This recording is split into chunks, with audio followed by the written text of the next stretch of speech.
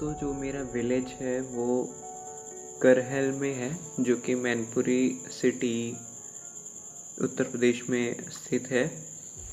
और जो मेरी ननिहाल है वो उत्तर प्रदेश के इटावा शहर के सैफई टाउन में है।